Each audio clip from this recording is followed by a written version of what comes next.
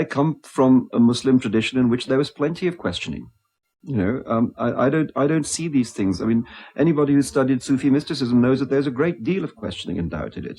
That the idea that Islam is just this set of unbending laws, is one which I question. And I question it not from some abstract position, but I question it from my own life experience. From the kind of Muslims I have known. Now, no doubt the Imams who are ranged against this book will say that they were all bad Muslims, but actually they weren't.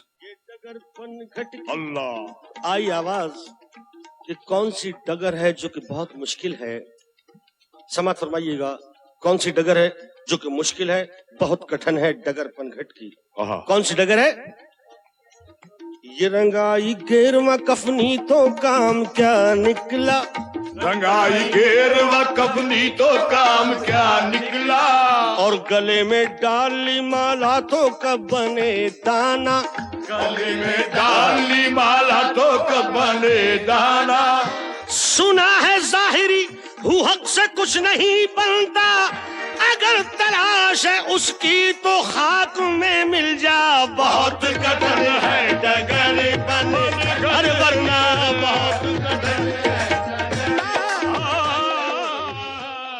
In a shrine in Pakistan, sacred and profane meet when Qawwali singers perform in the Sufi tradition, attacking religious ritual and zealotry. They're part of a popular musical tradition in the Indian subcontinent, which has resisted attempts to banish music from religious life. This devotional worship is one of many forms of Islam, far removed from the austerities that more fundamentalist clerics would like to impose. Much blood has been spilled by the Orthodox to impose their version of Islam in the text. But the challenges continue. Now a new orthodoxy has arisen to meet them. There is a campaign at the international level to manufacture and to generate a sort of official Islam. Now, this Islam is a byproduct of two concurrent developments. First of all, in the Arab world, it was born in the context of the fight between Saudi Arabia and Arab nationalism. Now, this generated a sense of Islamic internationalism, which was being fostered by Saudi Arabia with the backing of the United States against General Nasser in the 60s and even the 70s. It is theologically fundamentalist, it is morally rigorous, and it is politically very conservative and very right-wing. It is extremely opposed to communism, it is very inimical to liberalism, very inimical to popular representation, and so forth. Now, this went hand in hand with a parallel development at the same time in Pakistan of the Jamaat-e-Islami, who were fostered by General Zia. And I think the combination of the two is leading to the results that we are seeing here in Britain. In making war on the Satanic Verses, the fundamentalist lobby in Bradford has become part of a massively organized international campaign. Previously, they had fought only on carefully chosen local issues. The issues that I can think of are all connected with education. Certainly, I cannot recall them exercising their power behind many of the other campaigns that have been fought in Bradford, whether it's to do with police malpractice, whether it's to do with deportations. The religious leadership of the Muslim community in Bradford has already tested its strength against the council. They fought successfully to have halal meat provided for Muslim children in schools. Now the segregation of girls into single-sex Muslim schools is on the agenda. Anti-racists have given them varying levels of support. But solutions to racism have their fashions. One currently favoured has a respectable colonial ancestry. In the name of autonomy, minority communities are left to be run by people deemed to be their traditional leaders. They may preserve their culture if they control their people. Religion and culture interlocked. To question one is to destroy the other. Variants of this theory have gained support across the political spectrum, and it has some unexpected socialist adherents.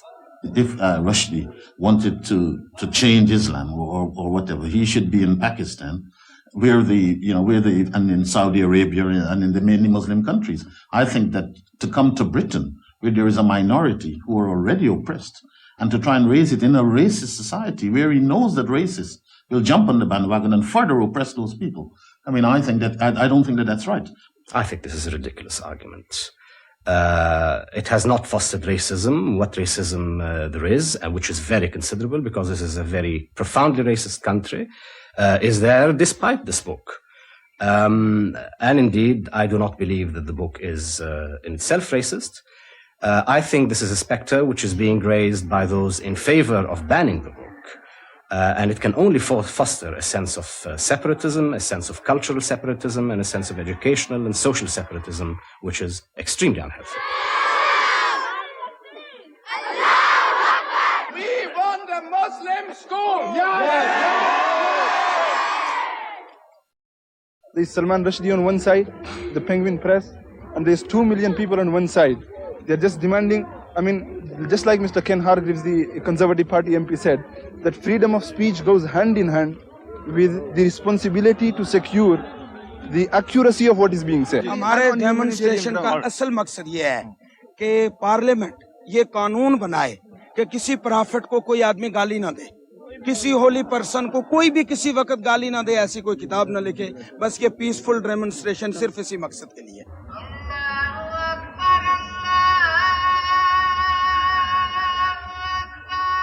Pressure on MPs with large Muslim constituencies is so great that MPs of all parties have signed an early day motion, tabled by Ken Hargreaves, Conservative, MP for Hyndburn, regretting the distress caused to Muslims by the Satanic Verses.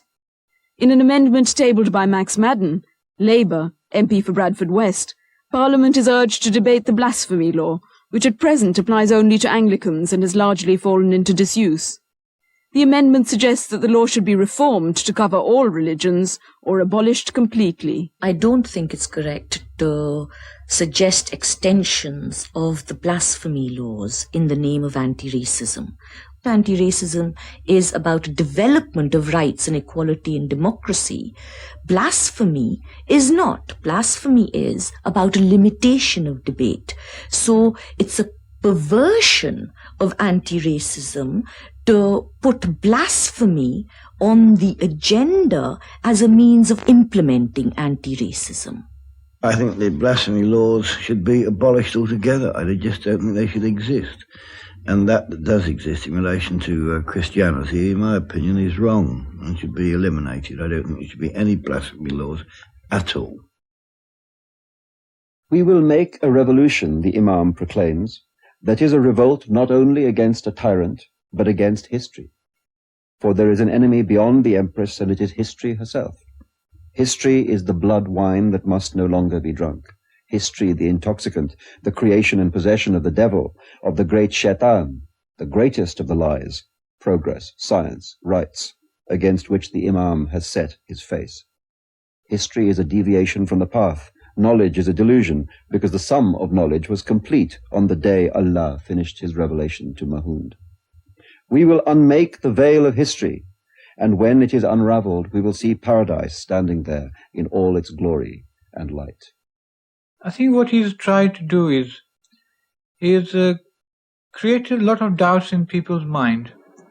And with these doubts, he's trying to get the Muslims out of the folds of Islam, try to become secular, try to abandon their faith. This is what we are worried about.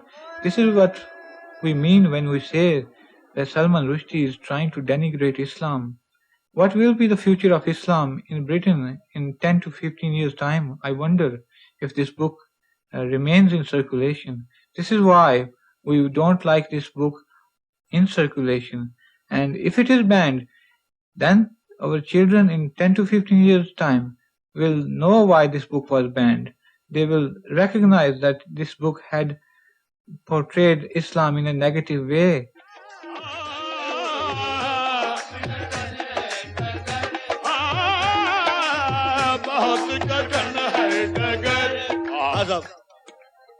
वाइजों ने मुफ्त का इल्जाम लिया, इन वाइजों ने मुफ्त का इल्जाम लिया, यानी तस्बीह के दानों से अबस काम लिया। अल्लाह तस्बीह के दानों से अबस काम लिया। ये नाम तो वो है जिसे अनगिनती ले क्या पाप जो गिन गिन के तेरा नाम लिया बहुत कठिन है डगर तन। The Satanic Verses has crystallized many struggles. Britain's cosy accommodation of church and state is being challenged in the rerun of a battle which has been fought for centuries and still reverberates around the world. Britain has usually expected conformity as the price of settlement.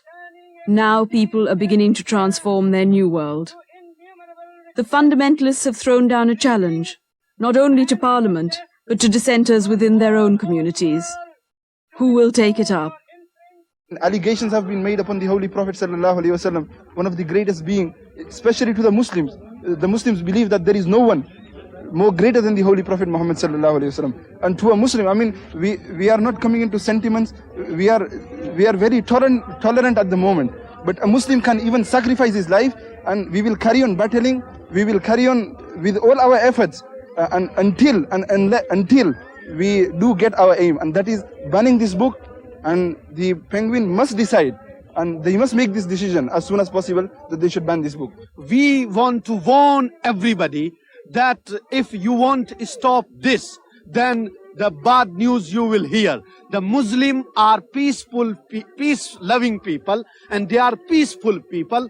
What they are demonstrating, everything is peaceful at this moment. But soon you will see, if the government won't listen, if the parliament won't listen, then the real atmosphere will create in the Britain, and then people will learn what to say. It seems to me completely legitimate that there should be dissent from orthodoxy, not just about Islam, but about anything, from conservative politics. That's a kind of orthodoxy under which we all live at the moment. It seems very important there should be dissent from that. I think, if there were radical politics with the orthodoxy in this country, I think it would be important that there should be dissent from that. I think it seems to be one of the things that a writer can do is to say, here is the way in which you're told you're supposed to look at the world.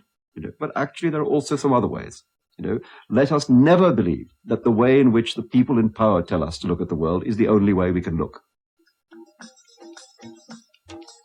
एक दिन रिवायत है, एक दिन मजनू का ऐसा हाल था, याद लैला में सरापा चूर था, खाक सहरा छानता फिरता था वो, हाय लैला हर घड़ी करता था वो, होशियारी देखिए दीवाने की, सैर करने चल दिया वीराने की, आदमी एक पढ़ रहा था वहाँ नमाज, दिल में कुछ रखता ना था सोजो गुदास, कर रहा था वो नमाज हक अदा, मजनू उसके सामने होकर चला, खत्म करके फिर नमाज उसने कहा, तुझको दूं इस फेल की मैं क्या सजा, आ गया मेरी इबादत में खलल, सामने से तू गया मेरे निकल, बोला मजनू इश्क लैला में सरापा चूर था, देखने से मैं तुझे मजबूर था, लेकिन तू खुदा के सामने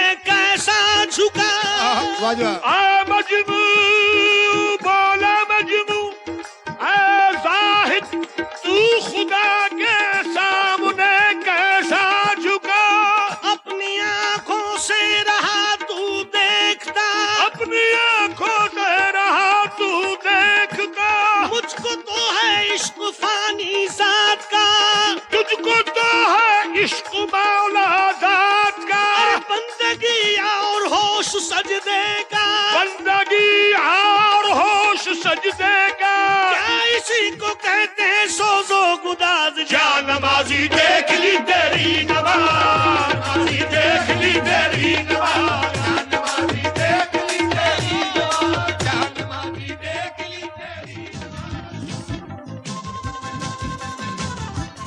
This was our last program in the present series. Bandung File will be back on air in the summer.